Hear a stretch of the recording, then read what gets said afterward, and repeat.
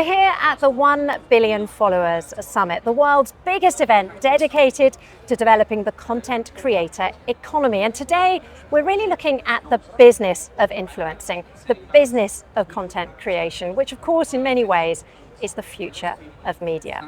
And to that end, I'm delighted to be joined here by Andrew Perlman. He is the CEO of Recurrent. Andrew, thank you so much for joining me. Lovely to have you with us. Thank you for having me. Give me a sense of what your connection is to the creative economy. So first of all, inside of our brands, we partner with creators and we occupy the same ecosystems with a really big focus on platforms like YouTube, on Meta and TikTok. What verticals do you have under your umbrella? So inside of Recurrent, we focus a lot on automotive with brands like The Drive, Real Mechanics Stuff, and Donut.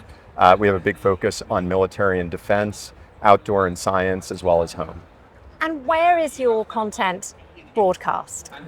So the broadcast is actually on the biggest platform in the US for television, which is YouTube. That's the biggest, but we also are on Meta.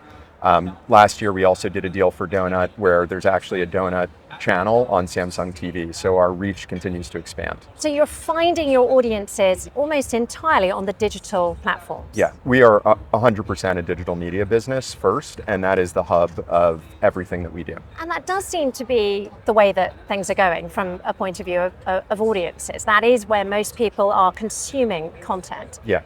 But is that good news for audiences? Are they getting quality content? Yeah, I think it's phenomenal news for audiences. I think that audiences are able to find more content that's local, that's global, that really suits their interests. And one of the things that we're seeing here, and one of the things we've seen inside of our business, is there's more investment in the space and brands coming off of YouTube and being able to expand beyond it. On the other side of the coin is, of course, the talent. Yep. Is this good news for them?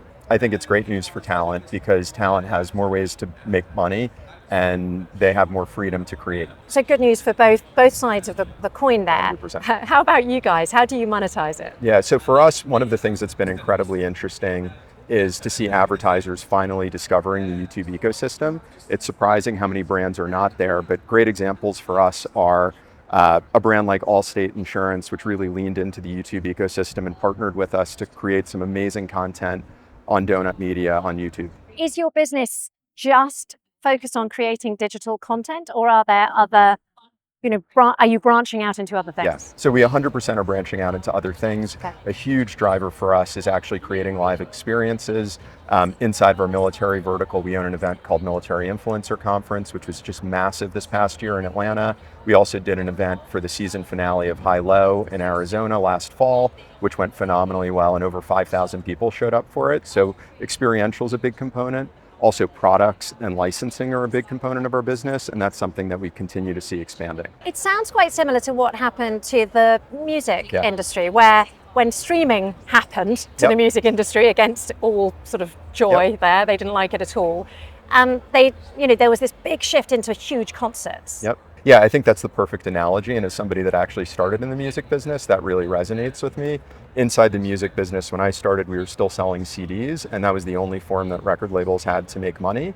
And then, as you said, when the streamers came in, all of a sudden these became 360 businesses. And I think the people that are engaging in the digital media system that are smart are really replicating that model and really building 360 models where media is the hub of it, but you're expanding your revenue streams well beyond it. So you're based in the States at the moment, and in many ways, the US leads in sort of innovation in the media space, in the digital space. Can you see your model expanding globally? Yeah, 100%. So for us, we are a very US-centric company, but you can see it at events and conferences like this, where this is a global phenomenon. Separately, many of our brands will have reach outside of the United States. Cars are a global phenomenon. Science, where we have a number of assets, is a global phenomenon. So it's clear that this is something where there can be global expansion. We've got a really young population in the Middle East. Is it just young people who are adopting this style of media, this style of content watching? Or are you capturing the hearts of the boomers as well? I think we're actually capturing both. For us, in our home vertical, absent our home vertical, I should say, we're very 18 to 35 and very male-centric, but we're seeing that age slowly tick up, and we're also seeing the the upper demographic and slightly older demographics really engage in the YouTube ecosystem, as YouTube really becomes the #1 streaming platform for television. As somebody who works in legacy media, what does this mean for us? I think you have to figure out how to play in the new ecosystem. I think that the legacy media players that have powerful brands and can adapt, like any other media cycle where we've shifted formats before, will thrive, and those who don't, won't. That's it for them then. It's over. It's over. Andrew Perlman, a great pleasure to have you join us here at the 1 Billion Followers Summit. Thank you very much indeed for your time. Thank you.